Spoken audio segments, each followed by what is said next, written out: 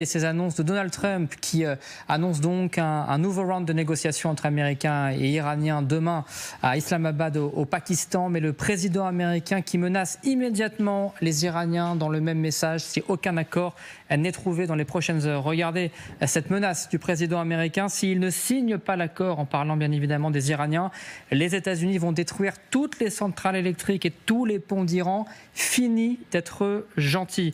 La question qui se pose évidemment, je me tourne vers vous, je ne sais pas qui c'est qui veut répondre, est-ce que c'est vraiment la bonne manière de fonctionner pour rentrer dans des négociations, Pierre Berthelot ? Pour les Iraniens, non, parce qu'ils n'acceptent pas de négocier en position, entre guillemets, de faiblesse. Mais pour Trump, c'est sa méthode, donc il ne va pas la changer.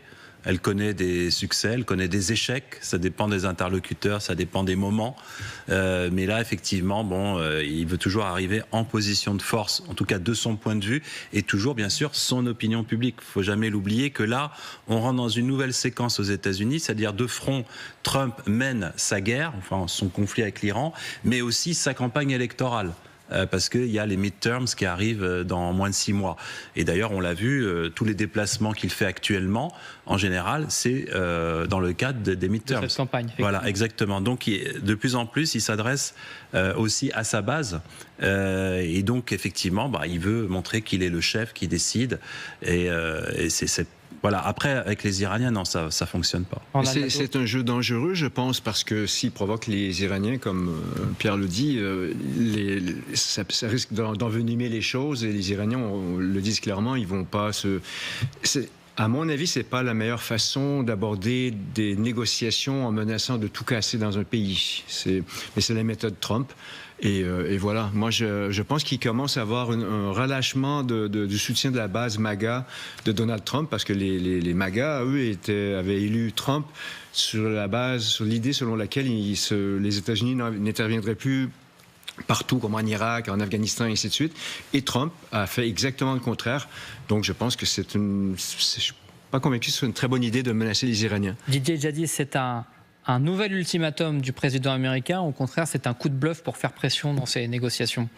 Écoutez, le régime iranien, c'est un régime de propagande et également de menaces, systématiquement là. Bon, si le président américain cherche effectivement, car il est pressé d'obtenir entre guillemets un certain accord, et par rapport à son contexte, mais néanmoins le régime iranien, c'est pas ça qui détermine le comportement du régime iranien là. Ce qui est déterminant pour le régime, c'est est-ce que la question nucléaire va être au centre de sa réflexion et il faut absolument la conserver ou pas. Oui, le régime iranien veut absolument conserver la question donc du nucléaire. Le nucléaire, il ne veut pas abandonner, ainsi que les missiles. Eh bien, ce qui a été évoqué pendant 5 ans, qui a été demandé par, disons, les Iraniens, enfin le régime iranien, comme quoi est-ce qu'il y ait effectivement une durée, disons, pendant 5 ans où on va baisser le niveau donc de l'enrichissement, etc. Les Américains, ils ont proposé 20 ans, n'est-ce pas? Mais néanmoins, les Américains restent bien évidemment dans le doute, et ils ont raison. C'est parce que le régime iranien a toujours triché de toute façon. Au moment où il signe quelque chose, il est en train de faire autre chose également là. Donc c'est un régime qui, sur le plan international, la diplomatie internationale, effectivement, on ne peut pas faire confiance. Mais néanmoins, le régime iranien, il est tel qu'il est. Alors, est-ce que la négociation peut marcher avec ce régime-là? Moi, je pense, et effectivement, je reste sceptique, car ce régime-là pousse tous les rapports de force vers, effectivement, la continuité de la guerre. Et vous avez raison de parler de l'uranium. Avant d'avancer sur la question du détroit d'Ormuz, écoutons le président iranien Massoud Pezeshkian qui s'est exprimé là aussi sur cette question de l'uranium ce matin à sa population. Et il l'indique, les Iraniens ont le droit, selon lui, de continuer en tous les cas leur programme nucléaire. Et c'est une alerte aussi, un message envoyé aux Américains. Écoutez. Nous n'avons pas déclenché la guerre, nous n'avons attaqué personne. Nous n'avons d'ailleurs aucune intention d'attaquer qui que ce soit. Nous revendiquons nos droits. Ils tentent, par l'intimidation, de nier les droits d'une nation, d'une société. Ils prétendent avoir décidé que vous ne devez pas exercer ce droit. Pourquoi? Pour quel crime? Qui êtes-vous pour décider? On reviendra évidemment plus longuement sur cette question de l'uranium enrichi dans le grand dossier sur LCI, mais on va avancer parce que l'autre point bloquant aujourd'hui, c'est le détroit d'Ormuz. Parce qu'évidemment, il y a eu beaucoup de confusion hier autour de la fermeture, l'ouverture partielle de ce passage maritime et évidemment ces tirs iraniens. Ces dernières heures, le régime des gardiens de la Révolution a maintenu le blocage total du passage maritime, avec notamment les déclarations du président du Parlement iranien. Mais on va prendre la direction tout près du détroit de Doha au Qatar. On retrouve notre envoyé spécial Jordan Olivier. Bonjour Jordan, la question elle est simple. Est-ce que ces dernières heures, le passage est complètement fermé par les gardiens de la Révolution ou au contraire quelques navires ont tenté de passer ?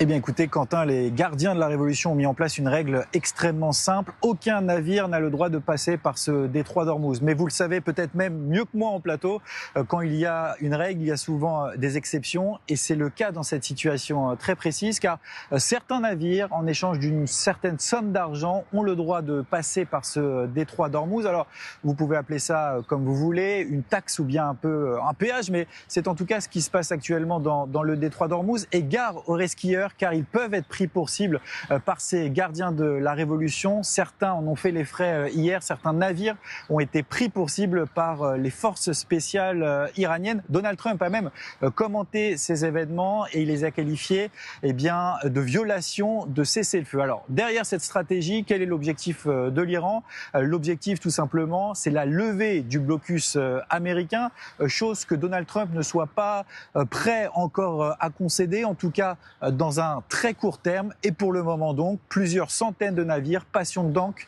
dans ce golfe et dans ce détroit d'Ormuz. Merci beaucoup Jordan Olivier, merci également à Bodan Boubka pour les images. Donald Trump qui a annoncé d'ailleurs, selon lui, que les Iraniens ont violé le cessez-le-feu en s'en prenant à ces 3 navires dans le détroit d'Ormuz hier. On rappelle que 3 navires ont été touchés, visés par les gardiens de la Révolution. On va faire le point sur ce qui s'est passé exactement avec vous, Esther Abitbol, parce qu'on a des nouveaux éléments concrètement sur ces navires qui ont été visés hier par les Iraniens. Oui, selon les informations du Financial Times, il serait au nombre de 3, Quentin. Parmi eux, un navire anglais et un navire indien. Ça se serait passé entre les îles de Keshm et Larak, donc tout en haut de cet écran. Zone de péage, je vous le rappelle, mise en place par les gardiens de la Révolution. Nous avons justement récupéré les derniers échanges radio. Avec ce dernier, vous allez entendre en fait la détresse de ce marin indien. Je vous propose qu'on l'écoute. Sepa Navy. This is Motoranga Sanmar Herald. You gave me clearance to go. My name second on your list. You gave me clearance to go. You are firing now. Let me turn back. Enfin, la 3e cible serait un porte-conteneur français. Toujours selon les informations de la presse anglo-saxonne, il s'agirait d'un navire appartenant à la société CMA-CGM. En revanche, selon un expert en géopolitique contacté par notre antenne, cette hypothèse est moins certaine. De notre côté, avec Tobias Kleiser, nous avons justement vérifié sur Marine Traffic. Donc c'est sur cette carte que l'on voit le trafic de tous ces navires. Et on voit bien que 4 porte-conteneurs de la société CMA-CGM ont fait demi-tour. Alors est-ce que cette attaque et ce changement d'itinéraire ont un lien? Je vous laisserai en débattre dans un instant. Au total, pendant la nuit, seule une poignée de navires issus du Moyen-Orient et de la Chine ont réussi à passer par ce détroit d'Ormuz. Au moins 5 paquebots également, selon nos informations. Merci beaucoup Esther Abitbol. Ça montre quand même la détermination du régime iranien parce que, on le sait, certains navires avaient été attaqués aux premières semaines de la guerre. Je me souviens d'un pétrolier thaïlandais, si je ne me trompe pas. Là, il s'agit quand même, d'après les informations évidemment anglo-saxonnes, d'un navire de la CMA-CGM. Encore une fois, ce sont les informations de la presse anglo-saxonne. En tous les cas, Donald Trump qui précise qu'il y a bien un navire français qui a été visé, c'est quand même autre chose. On franchit un cap quand même là-dessus, il y a un risque. On franchit un cap et je pense que c'est une erreur stratégique que les Iraniens ont faite parce qu'en fait, ils se décrédibilisent eux-mêmes par rapport aux permissions qu'ils donnent et par rapport au péage. Là, ce qui s'est passé, ça montre que même sous leur égide, sous leur contrôle, en fait, les navires sont menacés. Et le fait d'attaquer un navire indien, c'est doublement une erreur stratégique parce qu'en plus, les Indiens sont aussi un de leurs seuls clients avec la Chine, notamment pour le gaz. Donc là, ça démontre encore notre point sur le fait que leur stratégie est de plus en plus brouillon. Alors comment l'expliquer? Ça nous ramène à ce que vous disiez tout à l'heure, c'est la fameuse organisation en mosaïque qui aurait donné l'avantage davantage aux Iraniens. En même temps, je pense que la décentralisation en stratégie, il y a toujours une difficulté entre doit-on centraliser ou décentraliser. L'armée russe est trop centralisée, Là, ici, je pense qu'on a ce problème avec les Iraniens. C'est probablement des électrons libres qui ont décidé de tirer, et surtout sur un navire indien. C'est une erreur stratégique incroyable. Pierre Berthelot, est-ce que Donald Trump a raison de dire que le cessez-le-feu a été violé ? Du point de vue iranien, non, parce que les Iraniens considèrent que c'est le contre-blocus qui est illégal. Ils considèrent que ce sont leurs eaux territoriales. Bon, c'est discutable en droit, mais ils disent les Américains n'ont rien à faire là, même si eux aussi disent on n'est pas dans les eaux, on est dans les eaux internationales. Donc, encore une fois, c'est l'idée qu'on arrive à la négociation en position de force, en montrant qu'on a une capacité de nuisance, parce que le contre-blocus, c'était l'idée que finalement, ça va être contre le pouvoir de nuisance iranien. Donc, ils disent non, notre capacité de nuisance, elle est là, et ils le font avec des moyens très limités, parce que c'est quoi ? C'est des hors-board avec quelques mitrailleuses, peut-être des missiles, mais avec peu, ils arrivent effectivement à montrer cette capacité de nuisance. Juste à la différence que là, il y a une capacité de nuisance sur des bateaux qui avaient un accord. Donc là, on rentre en contradiction. Avoir une capacité de nuisance sur des bateaux qui viennent un peu en électrons libres, sans l'aval iranien, c'est quelque chose. Mais nuire aux bateaux qui ont joué le jeu iranien, là, c'en est encore une autre. Et ça montre effectivement toute l'ambiguïté dans ce détroit. Vous avez parlé des moyens limités, Pierre Berthelot. C'est très intéressant parce qu'effectivement, là aussi, on en sait un petit peu plus. Et sur ce point, Elisa Klech nous a rejoint parce que ces navires, ils n'ont pas été attaqués à proprement parler par la marine iranienne, mais par la flotte des gardiens de la Révolution. Oui, d'ailleurs, c'est amusant puisqu'on l'appelle la flotte moustique pour son caractère petit mais extrêmement nuisible. Donc, il est bien sûr très difficile de les dénombrer précisément. Les experts militaires aussi, entre plusieurs centaines, voire plusieurs milliers donc de petites vedettes, comme on le voit juste ici à l'écran.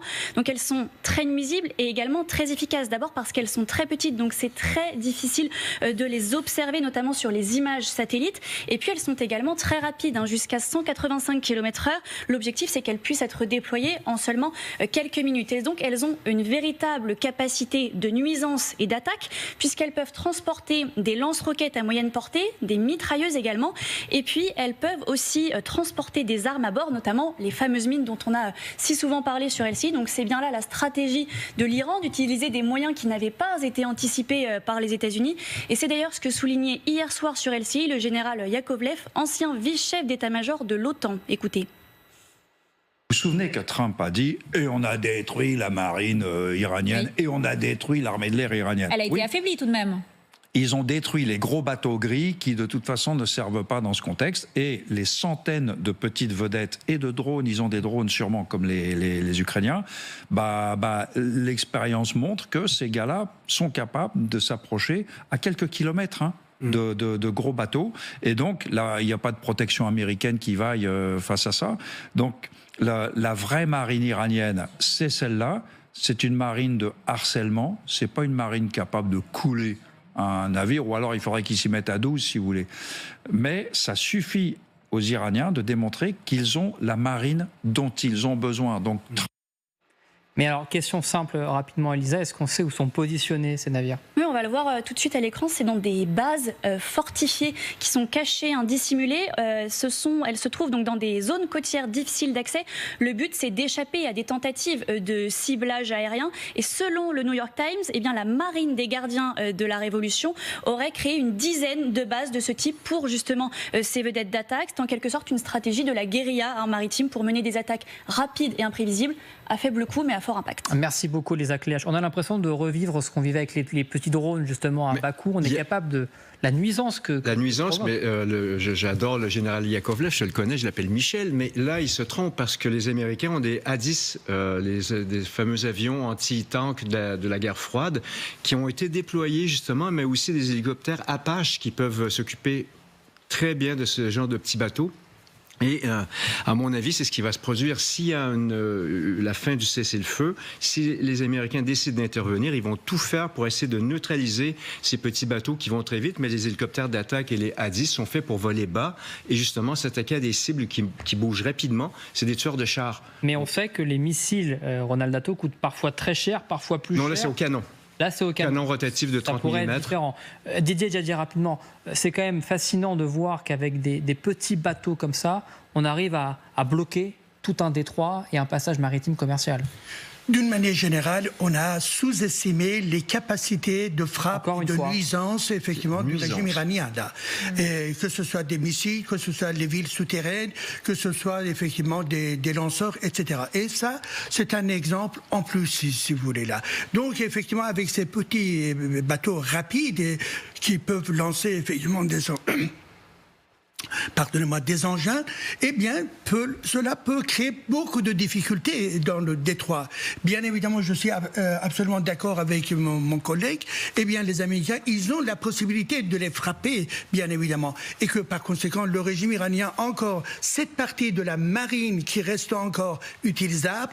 Mais néanmoins, il ne faut pas croire que le régime, quand même, il est tout puissant, car en face également, il y a des Américains qui ont des gros moyens aussi. Et juste après la pause, on s'intéressera justement à ces moyens. Vous avez parlé de ces hélicoptères, Ronald Lato. On verra ça juste après la pause. Restez avec nous sur LCI.